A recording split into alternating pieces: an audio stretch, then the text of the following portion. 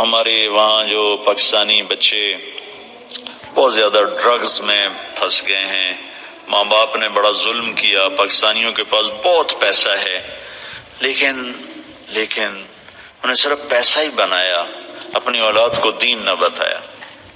تو ہمارے بہت بچے ڈرگز کے کاروباری بن گئے، تو جیلوں میں پڑے ہوئے ہیں کچھ میں۔ تو میں مقامی لوگوں سے کہا یار مجھے کسی جیل میں، چونکہ میں یہاں بھی جیلوں میں جاتا ہوں بیان کرنے کے لیے، یا مجھے کسی جیل میں لے جاؤ، میں وہاں بچوں سے بات کروں گا۔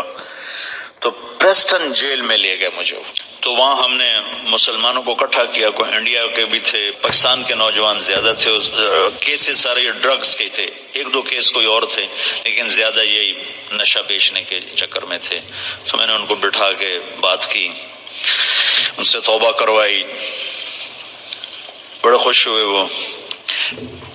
پھر انہوں نے کہا جی ہم آپ کو جیل کا وزٹ کرواتے ہیں۔ میں نے کہا دکھاؤ بھائی، پاکستان کی جیلیں بھی دیکھی ہیں، وہاں کا نظام بھی دیکھا ہے۔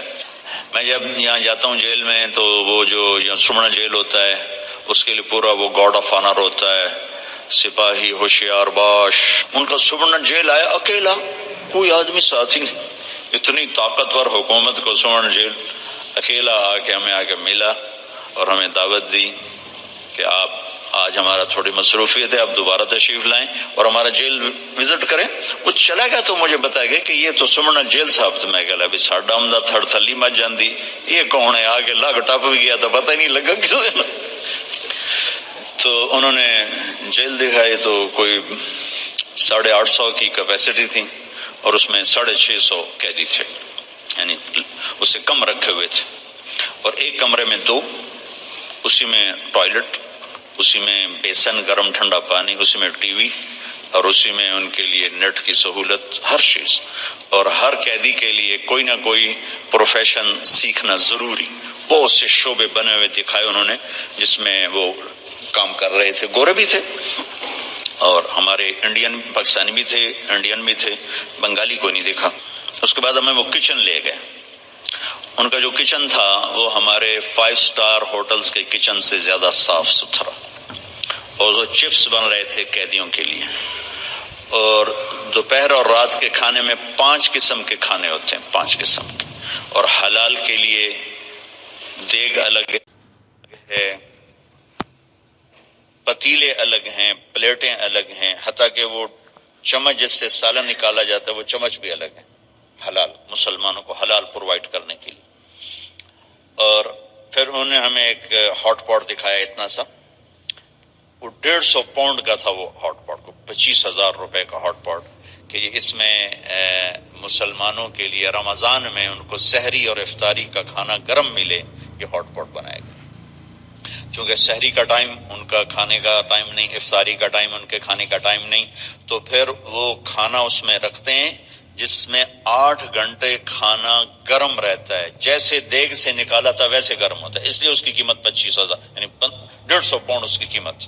جتنے مسلمان قیدی ہیں اتنے ہاٹ پاٹ اس میں ہوں گے، وہ روزہ رکھیں نہ رکھیں ان کی سردردی، ان کی طرف سے ان کو وہ گرم کھانا ملے گا، سحری میں بھی افطاری میں بھی۔ جس دیگ میں کھانا تیار ہو رہا تھا وہ 9,000 پاؤنڈ کی دیگ تھی، یعنی وہ 16 لاکھ کی وہ دیگ تھی۔ میں نے کہا یہ کیا بلا ہے کہ 9,000 پاؤنڈ کی دیگ۔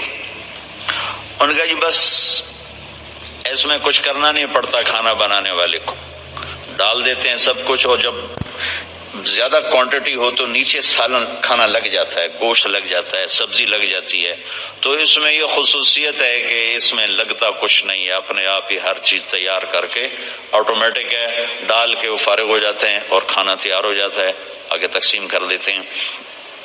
اور پیچھے انہوں نے ہمیں وہ دکھائے ان کے جو فریج اور فریزرز، اور جہاں سے کچا میٹیریل آتا ہے، وہ اتنا تنکا بھی مجھے نظر نہیں آیا، اتنا ٹیشو پیپر نظر نہیں آیا، صاف ستھرے۔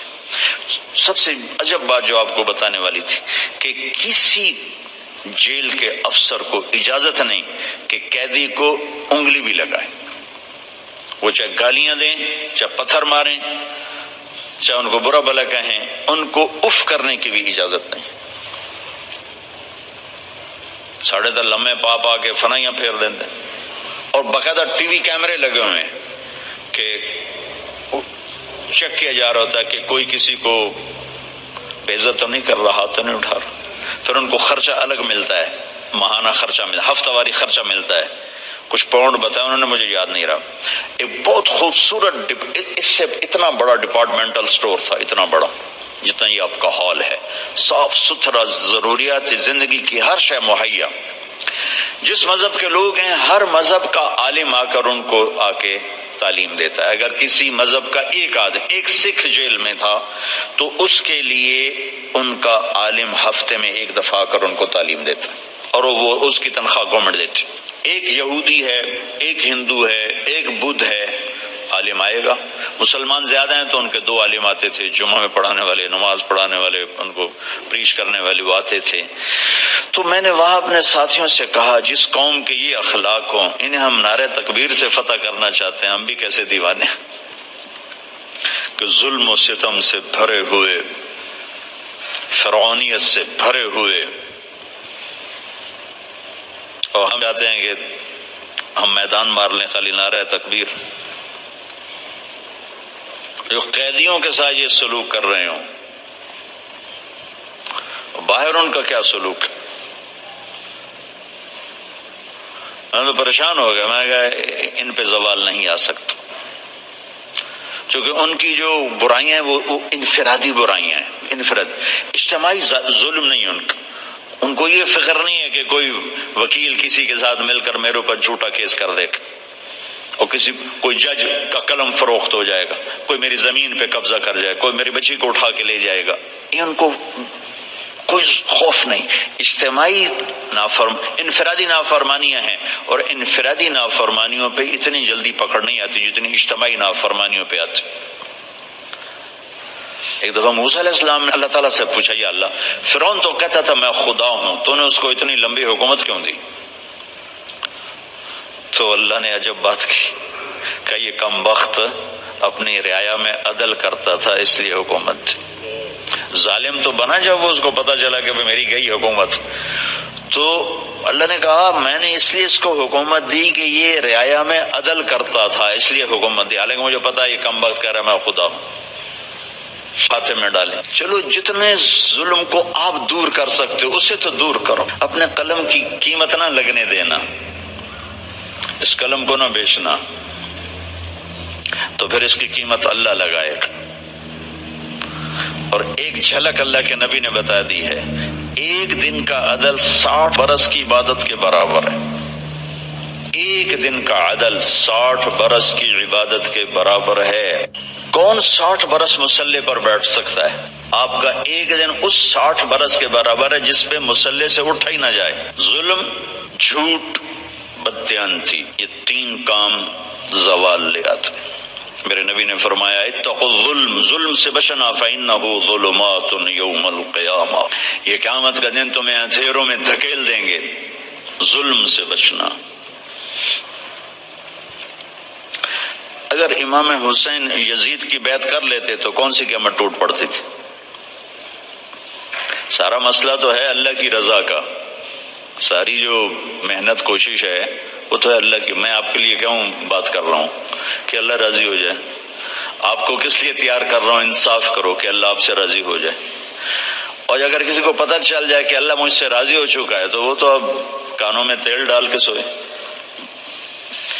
اور یہ وہ شہزادے ہیں جنہوں نے ابھی عمل کی دنیا میں قدم ہی نہیں رکھا، ماں کا دودھ پی رہے ہیں، ماں کا دودھ ابھی چھوٹا نہیں ہے، اور اللہ کے نبی یہ خوشخبری سناتے ہیں حسن اور حسین جنت کے نوجوانوں کے سردار ہیں۔ صرف جنت ہی نہیں ہے، سردار ہیں جن کے نام اللہ نے تجویز کیے ہوں۔ حسن پیدا ہوئے تو آپ نے پوچھا علی سے کیا نام رکھا ہے؟ کہا جی حرب، حرب کہتے ہیں جنگجو کو، وہ دلیر بہادر تھے، انہوں نے اپنے ذوق کا نام رکھا۔ آپ نے کہا نہیں، اس کا نام ہے حسن۔ پھر حسین پیدا ہوئے تو آپ نے فرمایا کیا نام رکھا ہے؟ کہا جی حرب، کوئی نام دوبارہ، کہا نہیں، اس کا نام ہے حسین۔ پھر فرمایا کہ جب سے آدم کی نسل چلی ہے یہ 2 نام اللہ نے میرے بچوں کے لیے سنبھال کے رکھے ہوئے تھے، یہ نام اللہ نے تجویز کیے ہیں۔ جن کے نام اللہ تجویز کرے اور جن کو دودھ پیتے جنت کی سرداری کی بشارت ملے، اور نبی کی گود جن کا بستر بنے، نبی کی کمر جن کی سواری بنے، گھر میں تشریف لاتے اور ایسے ہاتھ پاؤں ٹیک دیتے، ہاتھ اور گھٹنے زمین پر ٹیک دیتے اور کہتے آؤ بچوں میری کمر پہ چڑھ جاؤ، دونوں کو اپنی کمر پہ بٹھا لیتے اور پورے کمرے میں چکر لگاتے ایسے ایسے، پورے کمرے میں ایسے ایسے، اور پھر یوں منہ کر کے کہتے کیف مطیتکما، تمہارا اونٹ کیسا ہے بھائی، تمہارا اونٹ کیسا ہے بھائی۔ کائنات میں جنہیں اتنی عظیم سواری ملی ہو، ایک دن آپ ایسے ہی کھیل رہے تھے بچوں کے ساتھ اور ان کو کمر پہ بٹھایا ہوا تھا، تو اوپر سے حضرت جابر آ گئے، تو وہ کہنے لگ رہے ہیں اتنی بڑی سواری، اتنی بڑی سواری، تو اس پر آپ نے فرمایا تو سوار بھی تو دیکھو کتنے بڑے ہیں، سوار بھی تو بہت بڑے، اتنی بڑی سواری کا، آپ نے کہا اتنے بڑے سوار، تو یہ معاملہ تو حل ہو چکا ہے کہ اللہ راضی ہو